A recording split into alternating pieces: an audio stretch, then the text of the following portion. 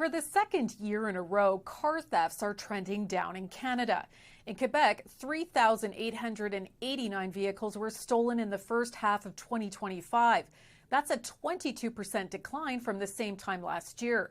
The industry group that tracks insurance fraud and crimes attributes the decline to greater collaboration between federal and provincial governments and law enforcement, especially in Ontario and Quebec.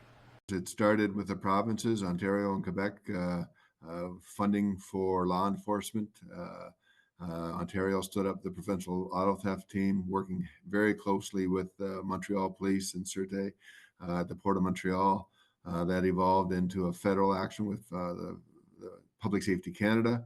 Équité says government efforts and funding to target car theft rings are having an effect.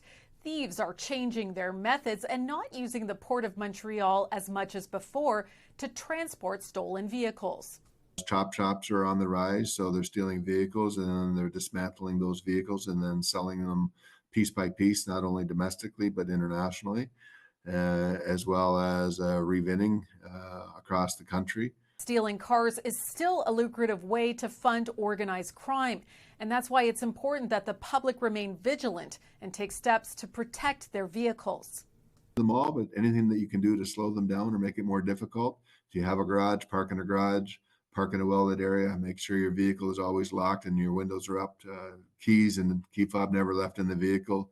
Use an aftermarket immobilizer, use a tracking device, use a steering wheel lock, using a pedal lock. Vehicle recovery rates are also on the rise, but the Insurance Bureau of Canada says rates aren't likely to drop anytime soon. They say tariffs on vehicles and replacement parts are keeping costs high. Denise Roberts, CTV News.